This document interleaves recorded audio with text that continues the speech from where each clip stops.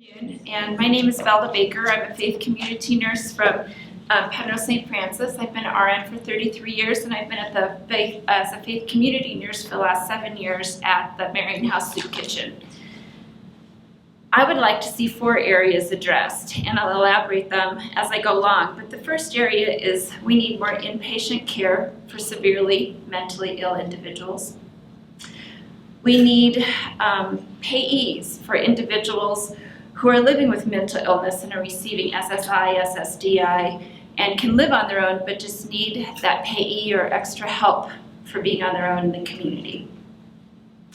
We need early diagnosis and interventions for people with mild to moderate mental illness, so I don't see them as homeless people, and addressing those needs upstream versus farther down after they've spiraled out of control and gone through all their resources. And lastly, we need to pay our mental health providers adequately for their expertise. So let me elaborate. Right now, many individuals living with severe mental illness are receiving their care from nonprofit social service agencies like Catholic Charities and at our shelters around town at Westside Cares.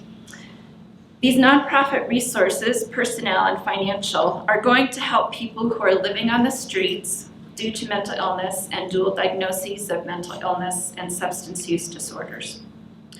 We are not seeing improvements in these lives. In fact, we see these dear people, as was just elaborated in the Gazette this weekend, we see these dear people spiraling down, and we lose them to exposure, overdose, and physical illnesses that could have been treated if they were willing and able to receive help.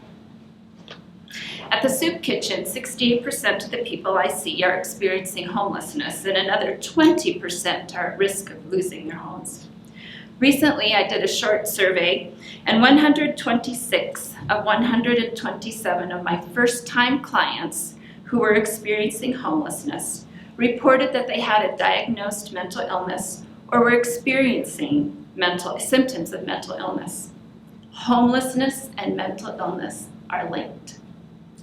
Not all 126 clients were experiencing severe mental illness. Many times, mental illness experienced by individuals or someone in their family leads to homelessness. Our neighbors experiencing homelessness have burned bridges, were abused by family members, put their family members in harm's way, or became so paranoid of the people trying to help them that they left home and now refuse help to get off the streets.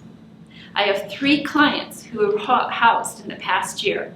After 3 to 9 months, every single one is homeless again due to paranoia, unable to pay their rent on time because they didn't have a payee to help them manage those resources, or they destroyed their apartment due to their paranoia and were evicted because of the state of their apartment.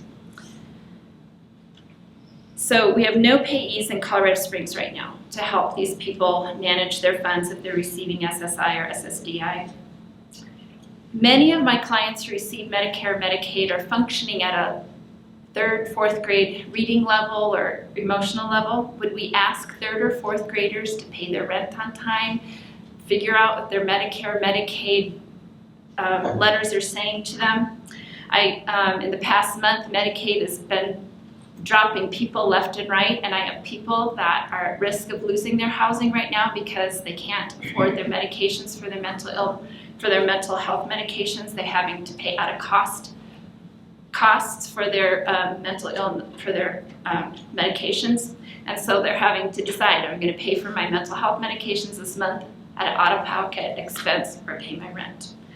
So all those pieces go into that mental health and homelessness puzzle piece.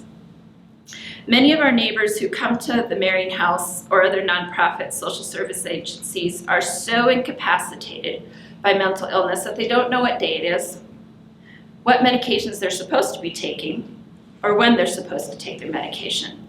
Many clients are banned from our shelters due to inappropriate, unpredictable, and sometimes threatening behavior to staff, volunteers, and other clients. Clients who are in the ER or behavioral health hospitals for a 72-hour hold and treat are released with written prescriptions and may have no way to pay that $3 copay for that prescription. They may find myself or one of the other faith community nurses several days after hospitalization. We can pay for that prescription, but already they've spiraled down. They may have lost that written prescription or are too paranoid to see us and are no longer willing to take that medication. I see over and over the cycle of clients who are brought to the crisis walk-in center, the ER, or an inpatient behavioral hospital by the homeless outreach team, our crisis response team, or via taxi by myself or one of the soup kitchen staff, only to be discharged, referred back to the nonprofit agency for help paying for that medication. They lose the medication, it's stolen, and we just have done nothing for that client. For clients who are living with severe mental illness, I'm able to pay for their medication, provide a bus pass to their appointment or to the pharmacy to pick up their prescription if they're willing to go see the doctor. Because there are no inpatient beds for civil commitments, our clients with severe mental illness cycle in and out of 72-hour hold and treats in our jails.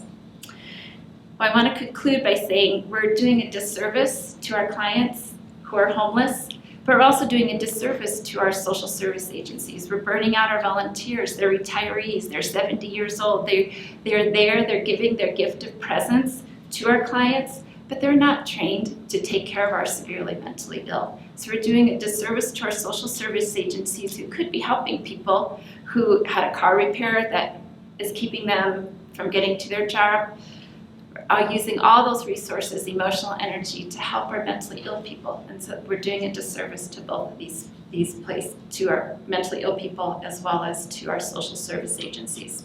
So I'm glad for the time that you gave us today to talk.